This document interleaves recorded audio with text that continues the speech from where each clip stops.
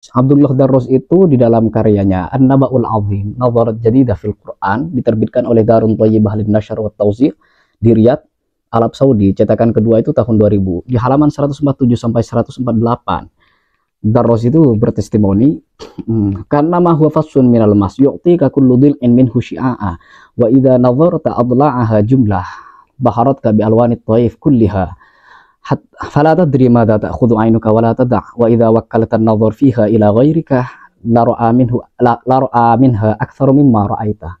Al-Qur'an itu ibarat intan permata yang masing-masing sisinya memancarkan suatu cahaya, memancarkan cahaya.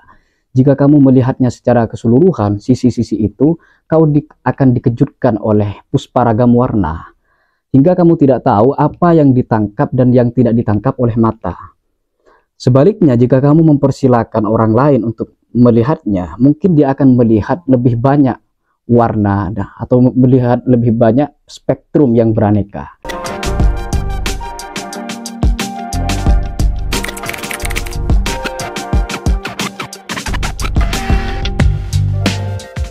Salam sejahtera untuk semua, jumpa lagi dengan channel Imanalar. Di video kali ini saya akan mendiskusikan ihwal perbandingan antara filsafat dan Al-Quran.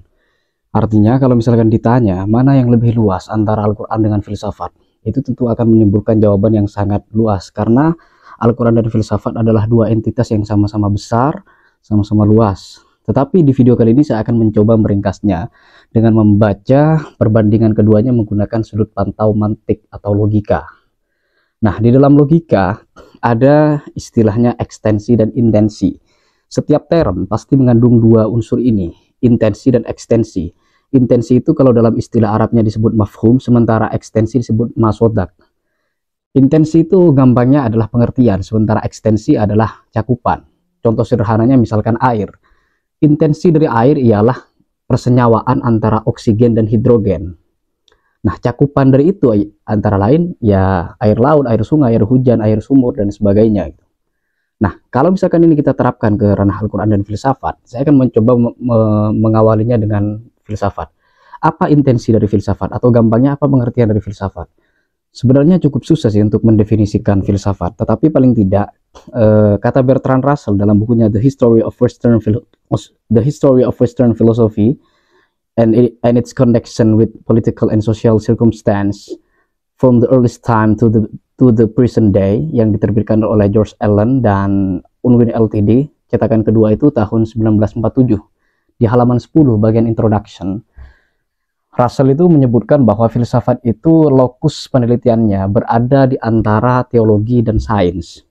Sebagaimana teologi, filsafat itu mencoba menjelaskan hal-hal yang selama ini tak bisa dijangkau oleh pengalaman, mencoba memberikan jawaban kepastian akan hal-hal yang tak bisa dipastikan karena tak bisa dijangkau oleh pengalaman. Tetapi sebagaimana sains, filsafat itu hanya bergantung kepada akal budi, tidak bergantung kepada otoritas agama, nabi, budaya, dan sebagainya gitu. Nah, jadi wilayah antara teologi dan sains, Russell itu menyebutnya sebagai wilayah tak bertuan, no man's land. Jadi wilayah tak bertuan itu filsafat menggarapnya. Nah, di wilayah tak bertuan itu kita bisa mengidentifikasi, misalkan kita pinjam analisanya Jujun S. Surya Sumantri dalam bukunya Filsafat Ilmu, sebuah pengantar populer, halaman 20-22.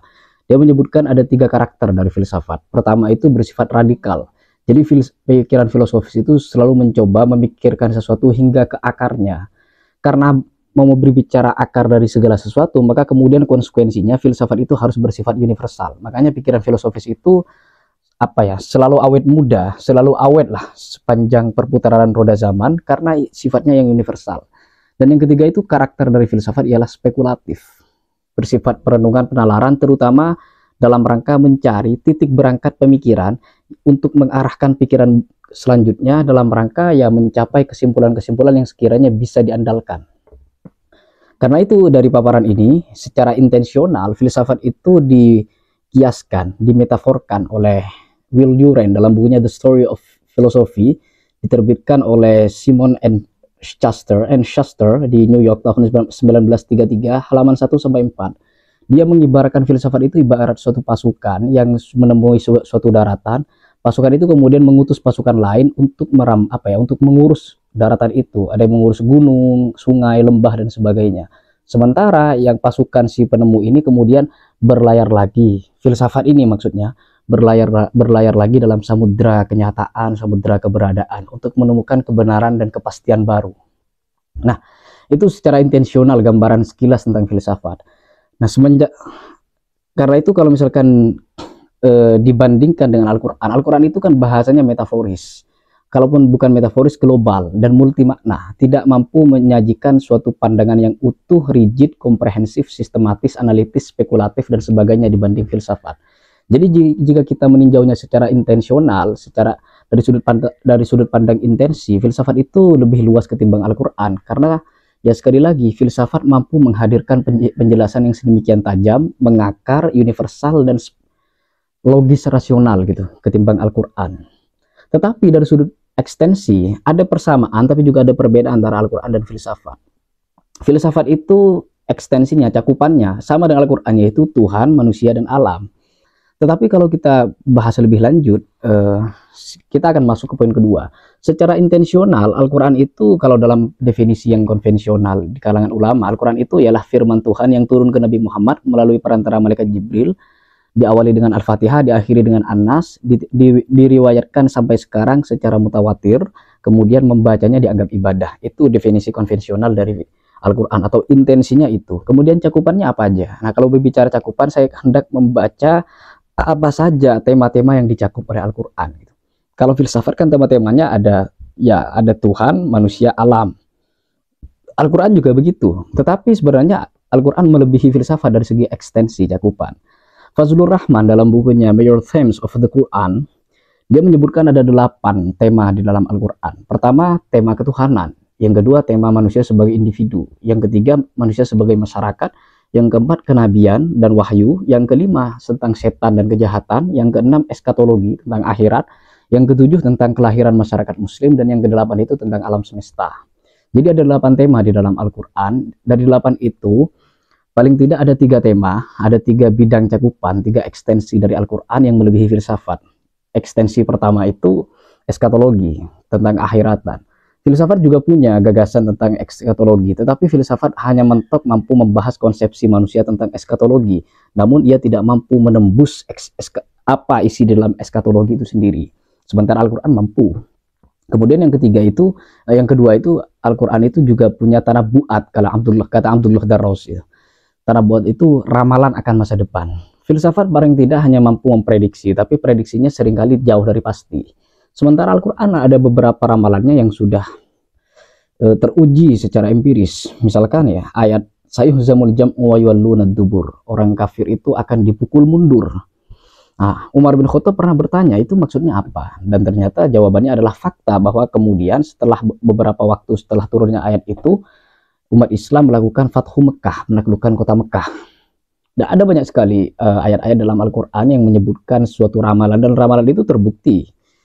Nah, itu poin kedua dari Al-Quran. Yang ketiga itu Al-Quran punya kemampuan menjangkau alam gaib. Alam gaib itu beda dengan metafisika. Keduanya memang berbicara tentang hal, memang sama-sama abstrak, tapi metafisika dalam filsafat itu ialah penalaran, murni penalaran tentang hakikat sesuatu. Hakikat itu kan nggak terlihat, nggak terindra. Ia hanya merupakan perasan pikiran filosofis terhadap kenyataan, kemudian ditarik suatu kesimpulan yang sifatnya abstrak. Nah, itu yang disebut dengan metafisika. Sementara alam gaib itu memang murni alam nyata, memang alam lain di atas alam nyata. Nah, filsafat tidak mampu menjangkau sedetail itu. Paling mentok filsafat hanya menyebut itu mitos. Sementara Al-Quran mampu menjangkaunya dan menjelaskannya sedemikian gamblang gitu. Ditambah lagi kalau ada paparan dari hadis dan tafsir ulama. Nah, itu ya 3 ekstensi dari Al-Quran yang melebihi filsafat. Jadi dari diskusi ini kita bisa menarik suatu kesimpulan bahwa secara intensional filsafat melebihi Al-Quran, tapi secara ekstensional Al-Quran melebihi filsafat. Namun terlepas dari perbandingan itu semua, saya hendak menutup video kali ini dengan testimoni cendekiawan dan akademisi muslim Timur Tengah, namanya Abdullah Darros. Abdullah Darros itu di dalam karyanya An-Naba'ul Azim, Nadharat Jadidah fil Quran, diterbitkan oleh Darun Thayyibah lin-Nashr wa Tawzi' di Riyadh, Arab Saudi, cetakan kedua itu tahun 2000, di halaman 147 sampai 148. Darros itu bertestimoni, karena ma huwa fassun minal mas yu'tika kullu dhil'in minhu syi'a'a wa idza nadharta adla'aha jumlah baharatka bi alwanit thaif kulliha fala tadri madza ta'khudhu 'ainuka wa la tada' wa idza wakkalta an-nadhar fiha ila ghairika la ra'a minha aktsaru mimma ra'aita. Al-Qur'an itu ibarat intan permata yang masing-masing sisinya memancarkan suatu cahaya, memancarkan cahaya. Jika kamu melihatnya secara keseluruhan, sisi-sisi itu akan dikejutkan oleh pusparagam warna, hingga kamu tidak tahu apa yang ditangkap dan yang tidak ditangkap oleh mata. Sebaliknya, jika kamu mempersilahkan orang lain untuk melihatnya, mungkin dia akan melihat lebih banyak warna atau melihat lebih banyak spektrum yang beraneka. Demikian video kali ini, semoga berguna. Akhir kata, salam iman dan nalar.